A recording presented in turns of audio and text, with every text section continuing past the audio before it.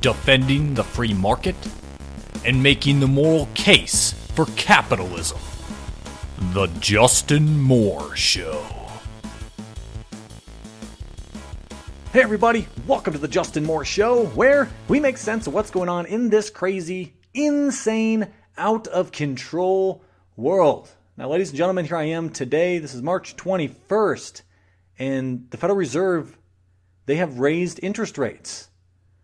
A lot of people in the markets, they were expecting this, and it happened. So right now we have the federal funds rate, and that's now in the range of 1.5% to 1.75%. And I just have some quotes here just from, the FOMC statement. And it starts off here, look. And this just kind of shows there's a little bit of a change in the way the statement, where it says the economic outlook has strengthened in recent months, which the FOMC statements haven't said that before. And it also continues with, the committee expects that with further gradual adjustments in the stance of monetary policy, economic activity will expand at a moderate pace in the medium term, and labor market conditions will remain strong. Inflation on a 12-month basis is expected to move up in coming months and to stabilize around the committee's 2% objective over the medium term. Near-term risks to the economic outlook appear roughly balanced, but the committee is monitoring inflation developments closely. Okay. Then the FOMC statement at the very end, this is how it concludes, like the last three sentences. The committee expects that economic conditions will evolve in a manner that will warrant further gradual increases in the federal funds rate. The federal funds rate is likely to remain, for some time, below levels that are expected to prevail in the longer run. However, the actual path of the federal funds rate will depend on the economic outlook as informed by incoming data. Or data, whatever you want to say about that. Okay, that last sentence right there. The actual path of the federal funds rate will depend on the economic outlook as informed by economic data. Okay. So that right there, the markets right now are expecting, and the Federal Reserve has been saying, we're going to expect, 3 rate hikes this year. And some people even think we'd maybe get 4. Now, where I come down on this, could we get 3? Yeah. But I'm leaning more towards 2 rate hikes this year. I would say maybe there'd be one in December. So the one that we just had here in March and in December. The one in June, I'm not sure will happen. Now, why is this? Again, politics. The Federal Reserve is political. Okay, what's going on in 2018, later this year, November? Yes, we have elections going on.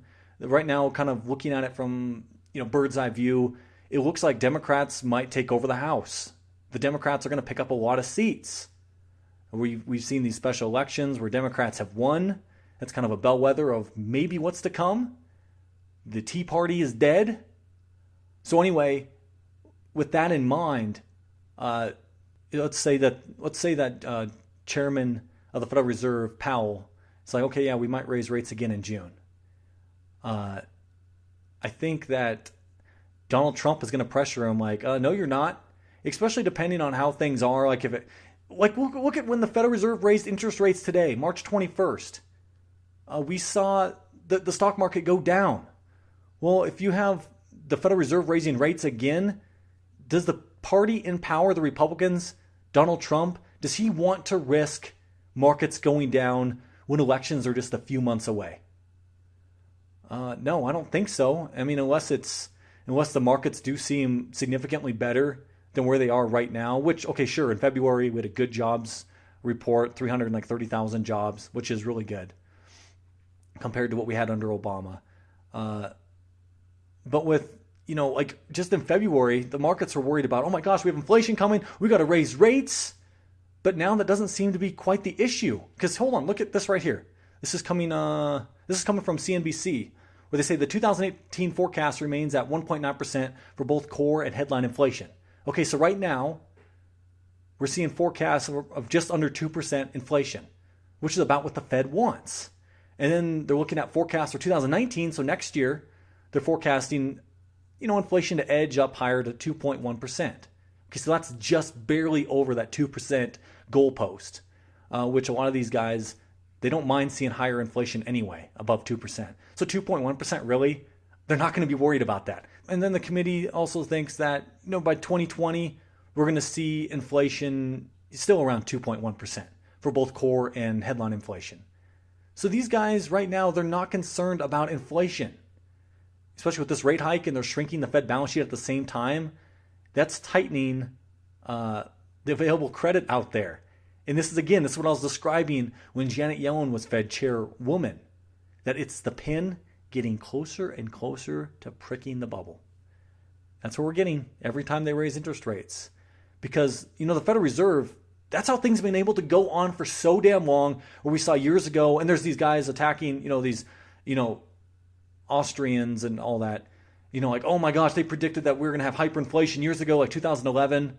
Well, 2011 we were on the verge of a currency collapse. Things were going down, but the Federal Reserve has stayed accommodative, and they're able to keep the faith still. And now they're getting to the point where they feel very confident with what's going on in the markets, and they don't realize what they're doing, but they are. They're getting to the point where credit's going to dry up, and all these projects that have been built over these 10 years of low interest rates, all these projects that were seen as good investments. Well, okay, based on this interest rate, man, this project will pay for itself over X number of years. This is a great investment. This is great for this corporation, this company, this small business. Well, what happens when all that was really artificial demand because of these artificially low interest rates? And these artificially low interest rates, you guys know who listen to the show, that typically, if you had a free market, low interest rates signal to the market that, hey, look, we got plenty of excess savings here, and so we need people to start investing. And then as people invest, that sucks up some of the savings and goes towards building projects and all that. So interest rates will start to kind of hike up a little bit, so it's not staying this low. Which interest rates in a free market would never be as low as they've been right now. We have negative interest rates when you figure in inflation. This is all craziness that's brought on by the Fed. This is what causes these booms and busts in the economy. That is why our economy is heading for a massive bust. These guys and these women at the Federal Reserve, they think they know what's going on. They think they know what to do. They think, we just got to tweak this, tweak that. Yep, we can just keep this ship going. No, all they are, they're managing the decline. And so far, it looks like, it's going to be a nice, safe landing. Man, all these guys are saying, there's going to be a crisis. They're full of it. No, we got this. And, Janet Yellen, she got out of office. No crisis happened under her, which is a major surprise. So here we are. How long is it going to be until this bust that a lot of us in the libertarian sort of movement have been talking about? Well, that time horizon keeps shortening because they keep raising interest rates. And so, so we don't have to worry about inflation based on their estimates, which of course, what they see as inflation, they're not really accurate. Inflation in the economy is actually much higher. And so getting back to what I was talking about in June, could the Federal Reserve still raise interest rates in June? Sure, but I think he's going to have a lot of pressure from Donald Trump. That is based on what's going on in the economy at that time. But if it seriously looks like things are just going gangbusters, like holy crap, it looks like this economy's on fire. Will they raise interest rates in June? Okay, at that point they probably would, but I don't see that happening, and I don't see that June rate hike is going to happen. Because politically, Donald Trump will step in. Hey, no, I need things looking as good as they possibly can be for the elections, because Donald Trump fears, hey, look, if Democrats take over Congress, take over the Senate, that could end the Trump presidency. We're talking impeachment here. There is a lot at stake for the Trump presidency, and Trump just announced, a few weeks ago, that he wants to run for re-election, which is like several years out, which is the longest out, but before any other president. Usually they wait till like 2 years out or whatever. There's always reasons and why they say certain things. I don't know. It is what it is. Trump is a master at manipulating the media. He knows how to say things. He knows how to tweak them. That is why he does a lot of these things. And that's why when I talked about last week's episode, talking about tariffs, I do think a good portion of what he's doing, even though this is what's kind of conflicting in my head a little bit, that Trump does seem to have that mercantilist point of view on trade. So how he thinks on trade makes sense, but also the way he's gone about it and imposing these steel and aluminum tariffs, and like he didn't talk to any advisors before. He just basically came out and just said it. When you do things like that, would that be like a serious policy stance you want to take? You don't really talk to your advisors about it. You just come out of the blue. It's an army of one. It's you, the president, just saying this. Your staff is caught off guard. We're just one of Trump's main advisors. Here he was just like 5 days before Trump announced the steel and aluminum tariffs, talking about how horrible tariffs would be, and how, the effects on the economy, that sort of thing. And then, 5 days later, Trump announces the steel and aluminum tariffs. I mean, when you do something like that, I'm thinking a lot of it is because of he wants to use it for negotiation reasons in terms of, whether it be for NAFTA or, trade deals with China. Don't you remember what Trump was saying during the campaign? He wants to get better deals. So that's what he's doing. So by imposing these tariffs, well, now it's okay. Well, yeah, let's negotiate. Well, yeah, okay. You do this and this for me. Okay, yeah, I'll remove those tariffs. So right there, if he's able to get at least kind of what he wants and he takes away the tariffs, well, now we're back to where we just were a few weeks ago. And he's already got a better deal. So there's definitely a good portion of what he's doing here. It's that Trump art of the deal tactics here. If you guys haven't read his book, Art of the Deal, I would recommend it. There is some insights into how Trump thinks in that book. And that's definitely kind of where I'm gathering some of this information as well. Just kind of how Trump thinks, which for most people is kind of hard to understand, as he does seem to be all over the place. And now also, I want to tie in with all this with Donald Trump. And when he announced those steel and aluminum tariffs, Trump's chief economic advisor, Gary Cohn, he stepped down. He's like, no, I can't stand for this. I don't like tariffs. I'm against tariffs. And so Trump, he's appointed a new advisor, a new economic advisor, and that's Larry Kudlow. I'm sure many of you out there listening to the show, you know who Larry Kudlow is. He's been on CNBC for years. I used to listen to his show on CNBC called The Kudlow Report. Really good show. In every show, Larry Kudlow would start out, we believe free market capitalism is the best path to prosperity. That's how he started off everything. So he's a free market guy. I like Larry Kudlow. He seems like a really good, genuine guy, really nice guy. Great guy. Yeah, I love him. But, there are some things about Kudlow. I remember watching his show. I'm like, wait, that doesn't quite make sense. Like, yeah, he's free market. And he talks about, he loves gold. He'd love to have a gold standard. But then he also praises what Bernanke was doing at the time and Janet Yellen and he supported QE.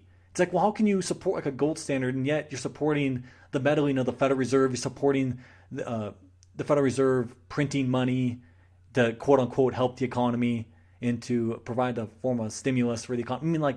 To me, that doesn't make any damn sense at all. There's little things where I really disagree with Larry Kudlow. But all in all, he is a free market guy. And what was even kind of more bizarre when Trump announced him as his chief economic advisor is that when Trump announced the steel and aluminum tariffs, Larry Kudlow had an op-ed that he co-authored with Art Laffer and Steve Moore where he's talking about how horrible tariffs are. Here I have basically 3 sentences from the op-ed right here. One of the ironies of trade protectionism is that tariffs and import quotas are what we do to ourselves in times of peace and what foreign nations do to us with blockades to keep imports from entering our country in times of war. Okay, I absolutely agree with that. And actually, I read a similar quote on my episode last week talking about this stuff. And then they continue right here. Tariffs are really tax hikes. Since so many of the things American consumers buy today are made of steel or aluminum, a 25% tariff on these commodities may get passed on to consumers at the cash register. This is a regressive tax on low-income families. So they're saying that it's going to hurt the poor the most. And so now here's Larry Kudlow basically totally against Trump. But, Trump still, he likes Larry Kudlow. And even during the campaign, he used Larry Kudlow's name at points in time, talking about his tax plan that he had. And actually, it was Larry Kudlow with Steve Moore. Actually, I think even Art Laffer. Those 3 guys worked on Trump's tax plan when he was campaigning. I'm really glad to hear Trump does have Larry Kudlow in there. And one good thing, man, if Larry Kudlow could push this through, it's something that Larry Kudlow's been big on for a long time. This would seriously be a great boom for the economy. Man, this would be awesome. And it's basically this idea of an index. You index capital gains to inflation. And Larry Kudlow definitely, he endorses this idea of indexing the capital gains rate to inflation. And he wrote an op-ed for CNBC, and I'm pulling this from a piece from Ryan Ellis at Forbes. And this is where he's saying this. He's pulling this. This is from Larry Kudlow's piece from CNBC. Former Treasury economist Gary Robbins estimates that indexing capital gains for inflation in 2017 would by 2025 create an additional 400,000 jobs, grow the U.S. capital stock by 1.1 trillion, and boost GDP by roughly 500 billion. That all translates to an additional 3,600 for the average household. Capital gains taxes totaled 134 billion in 2016. Approximately 1/4 of that revenue was, according to Gary Robbins, generated by taxing inflationary gains. That translates to a $34 billion tax on phantom income. Okay, now let's get into this idea of indexing the capital gains rate to inflation. I think this is a phenomenal idea. And continuing on with this piece from this guy at Forbes, his name's Ryan Ellis, and he does a great job breaking this down. And he kind of gives an example, like, okay, $100 initial investment. Okay, let's just make this very simple. Okay, last year, let's say you bought a stock for $100, and now this year you decide to sell out of it for $500. So what's your capital gains? What do you tax the capital gains rate on? Well, it's take 500. What your selling price minus your initial investment of the $100. So you have $400. That is now the capital gains tax rate of 23.8% is on that $400. And now we're going to do an example here using this idea of indexing the capital gains rate to inflation. And so in 1990, you have $100. That $100 today, guess what that's worth? That's worth $51.41. You've almost lost 50% of your value in, what is that, almost 30 years? That's crazy. So now we're going to use that example. Let's say you invested in a stock for $100. Okay, and then today you sold that stock for $500. Okay? Well, $100 back in 1990 was worth a hell of a lot more than it is today. But due to inflation, $100, it's only worth $51, right? But now, according to the current tax laws, it's your capital gains, the rate, the amount that you're taxed on is just like that example I provided earlier. You're taxed on $400. You're going to be taxed at a 23.8% rate. So you're going to be taxed $95.20 of that $400 gain is taxed away. Okay? And now if you have this new plan that Larry Kudlow promotes, and hopefully he can push through as the chief economic advisor for Donald Trump. Now that same $100 in 1990 invested, you sell it again for $500 this year. But now you adjust the basis because you have to adjust that $100 to what $100 is today. And adjusting that basis, $100 in 1990 is really worth $1.94 today. So your adjusted basis, your actual buying price, adjusted to inflation, is $194. So you take $500, your selling price, today, if you were to sell it, minus the $194, you're sitting at a capital gains rate of $305 compared to the $400 under current law. So now you're taxed on $72.70 compared to $95.20 according to current law. And so that is a big way to save money in terms of investing. And actually, this guy points out that by doing this simple policy change, that would be like taking our effective capital gains rate of 23.8%, and it's really like we have an 18% capital gains rate on average. So you're lowering the capital gains rate. And that's one thing. When you guys heard me talk about Trump's tax policy, I'm like, they didn't do anything for capital gains. You got to cut capital gains. Investment of capital, that's where you get all the jobs, all the job creation. And this is a way of doing that. And actually, I'm going to keep this show shorter. And I want to end with another example of how important and how valuable this is. Because you guys know how I like to talk about gold and silver and how things are always inflating in value. And then you're taxed on it. It's so absurd. And what if that current law, imagine what that would do for, gold and silver. And you actually buy the old junk silver, the coins that are, that were minted back in 1964 and older, like the quarters, because they're made of 90% silver. So here's an example. This is going to blow your guys' mind. Well, maybe. Actually, you guys probably already know this, but whatever. Okay, so a quarter minted in 1964 made of 90% silver. Obviously, a quarter has always been worth 25 cents, right? So if you were to spend that quarter from 1964 at a grocery store, they're going to recognize it as 25 cents. But if you go to get rid of that quarter for 25 cents, you're ripping yourself off because of the 90% silver in it. Because actually the value of that quarter with the silver, it's worth $2.99. So basically $3. So we've seen the value of that coin, that 25 cents being worth $3. That's an inflation rate of 1,197% inflation rate of its face value. So imagine if we, especially if this indexing the capital gains rate, what if that was applied retroactively? So it's like, hey, you bought these quarters in 1964 for 25 cents. You go to sell them. That thing should get adjusted, so you're not being taxed on all those damn gains, right? And that's just that example I gave with the quarter. That's one example of how the government has destroyed the value of our currency. A quarter that used to trade for 25 cents, that same quarter is now 1,197% more expensive. That is what the Federal Reserve is doing to our currency. But most people don't see it. Most people don't see the value in gold and silver. I mean, for a few months there, they believed in the value of Bitcoin. You saw that take off. Holy crap, you saw those gains. People thought they're planning on retiring. People were paying for school. Bitcoin's not doing anything right now. It's hovering around 9,000. It's kind of acting like gold, or gold's just sitting around. It did go up today, though. As the Federal Reserve raised interest rates, gold went up $20-some. It's the biggest move in over a month. So in the longer term, gold and silver is going to be a very good investment because we have more inflation coming our way based on all these horrible policies from the Federal Reserve. This bubble that's about to pop because the Federal Reserve wants to keep raising interest rates. Now that is the right move. They should be raising interest rates.